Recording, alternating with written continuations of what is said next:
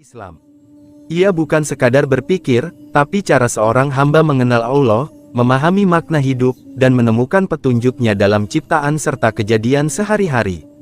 Mengapa kajian tafakur penting? 1. Tafakur adalah ibadah hati dan akal. Rasulullah bersabda, bertafakur 1 jam lebih baik daripada ibadah setahun. Hari, Abu Nuaim dalam Hilyatul Aulia, sanad Hasan. Tafakur membuat ibadah bukan sekadar rutinitas, tapi kesadaran.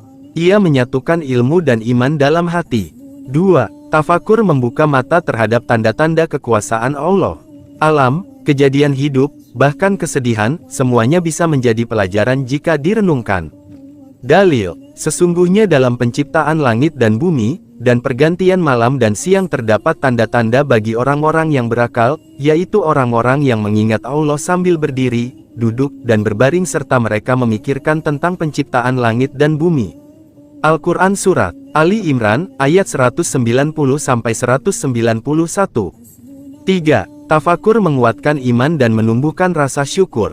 Merenungi nikmat menjadikan hati penuh syukur. Merenungi dosa menumbuhkan taubat. Merenungi ujian mendatangkan sabar. Tanpa tafakur, hidup terasa hampa meski penuh aktivitas. 4. Menghindarkan dari kesia-siaan. Banyak orang sibuk, tapi tak tahu arah. Tafakur menjaga kita agar tidak terjebak dalam hidup yang kosong, walau terlihat aktif. Tafakur mengingatkan, apa tujuan hidupku? Apa bekalku untuk mati? Sudah sejauh mana aku mengenal Allah? 5. Mengarahkan hati untuk hidup sesuai misi Allah. Tanpa tafakur, seseorang hanya akan mengalir dalam hidup. Dengan tafakur, seseorang mengatur arah hidupnya dengan sadar dan terarah. Hidup ini bukan untuk mengejar dunia, tapi mendekat kepada Rabb-Nya. Tafakur menegaskan kembali tujuan ini. Penutup, tafakur adalah kunci kebangkitan hati. Ia mengubah pengetahuan menjadi hikmah, mengubah aktivitas menjadi ibadah, dan mengubah kehidupan biasa menjadi perjalanan ruhani. Materi kajian ketiga tentang ilmu fikih. Ilmu fikih sangat penting dikaji oleh setiap muslim karena ia adalah ilmu yang membimbing cara hidup seorang hamba sesuai syariat Allah. Tanpa fikih, seorang muslim bisa salah dalam ibadah, muamalah, bahkan dalam menjauhi yang haram karena tidak tahu aturan Allah. Berikut penjelasan lengkap, mengapa ilmu fikih penting. Mengapa ilmu fikih penting dikaji? 1. Fikih membimbing cara hidup yang benar. Fikih sama dengan peta hidup muslim. Fikih bukan sekadar tahu halal dan haram, tapi bagaimana bersikap, beribadah, dan bermuamalah dengan benar dalam setiap aspek kehidupan. Tanpa fikih, bisa jadi salat tidak sah, sedekah tidak diterima, muamalah haram tidak disadari. 2. Fikih menjaga kesahihan ibadah. Ibadah wajib seperti salat, puasa, zakat, haji harus mengikuti syarat dan rukun yang sah. Semua itu dipelajari dalam fikih. Dalil, ambillah dariku tata cara kalian melakukan ibadah. Hadis riwayat Muslim, dalam konteks haji, tetapi berlaku umum. 3. Fikih membedakan yang halal, haram, sunnah, dan makruh. Dengan ilmu fikih, kita tahu mana yang boleh dimakan, dipakai, atau dilakukan. Tidak terjebak dalam hawa nafsu atau budaya yang bertentangan dengan syariat. Tanpa fikih, orang bisa merasa benar padahal sedang bermaksiat. 4. Fikih mengatur hubungan antar manusia, muamalah. Fikih tidak hanya soal ibadah, tapi juga jual beli, pernikahan, warisan, hutang piutang, adab bertetangga. Tanpa fikih, bisa muncul banyak kezaliman dalam masyarakat muslim karena tidak tahu hak dan kewajiban. 5. Fikih adalah tanda kecerdasan spiritual. Rasulullah bersabda, barang siapa yang Allah kehendaki kebaikan padanya, maka Allah akan fakihkan dia dalam agama. Hadis riwayat Bukhari dan Muslim. Ilmu fikih adalah indikator kebaikan dan petunjuk dari Allah. 6. Fikih melatih berpikir kritis dan seimbang. Dalam fikih, ada dalil, kaidah, perbandingan pendapat ulama. Ini menjadikan seorang muslim lebih bijak, toleran, dan tidak gampang menyalahkan, karena dia tahu ada perbedaan pendapat yang sah. Kesimpulan, ilmu fikih adalah fondasi kehidupan seorang muslim.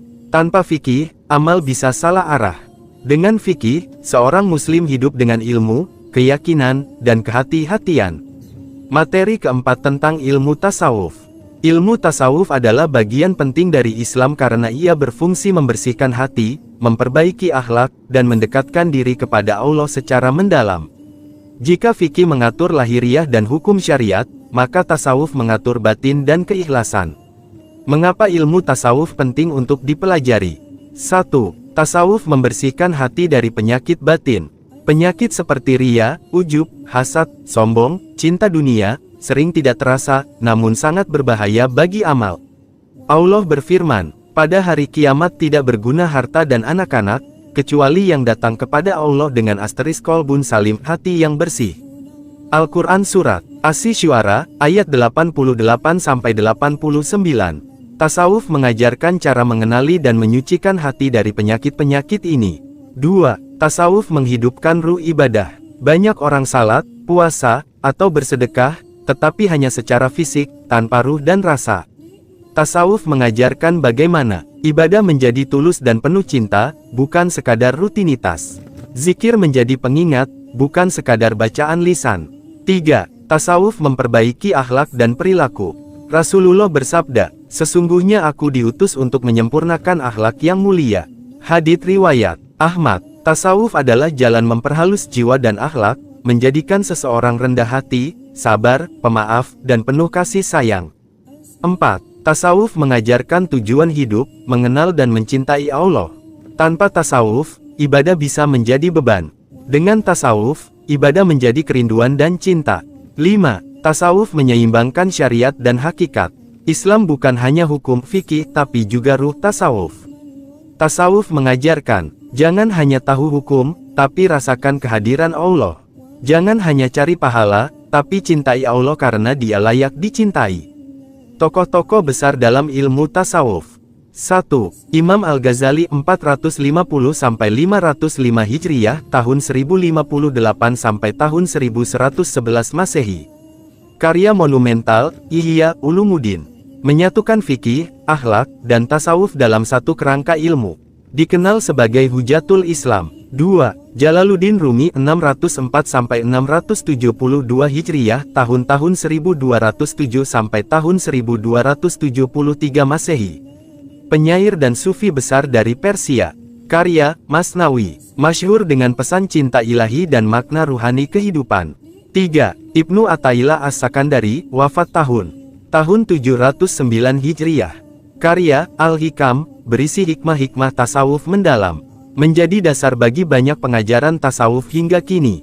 4. Abu Hamid Al-Qushairi, wafat tahun 465 Hijriyah. Karya, Risalah Qushairiyah, membahas dasar-dasar ilmu tasawuf secara ilmiah dan mendalam. 5. Hasan Al-Basri, wafat 110 Hijriyah. Ulama generasi tabi'in yang terkenal zuhud dan wara. Banyak ucapan hikmah beliau menjadi dasar tafsir tasawuf. 6. Syekh Abdul Qadir Al-Jailani, wafat 561 Hijriyah, 1166 Masehi, adalah salah satu ulama besar dalam bidang tasawuf, sekaligus juga seorang ahli fikih dan dai besar Ahlus Sunnah wal Jamaah. Siapakah Syekh Abdul Qadir Al-Jailani? Nama lengkap, Abdul Qadir bin Musa Al-Jailani. Lahir, tahun 470 Hijriyah, 1077 Masehi di Jilan, Persia, sekarang Iran. Wafat, Baghdad, Irak, tahun 561 Hijriyah, 1166 Masehi. Dikenal sebagai Al-Ghauts Al-Azam, penolong agung. Peran beliau dalam ilmu tasawuf. 1. Menggabungkan tasawuf dan syariat. Beliau adalah tokoh yang memadukan antara ilmu syariat fikih dan ilmu hakikat tasawuf sehingga tasawuf yang diajarkannya bersih dari bid'ah dan penyimpangan. 2. Menyebarkan tasawuf Ahlus Sunnah. Ajarannya menekankan ikhlas, zuhud.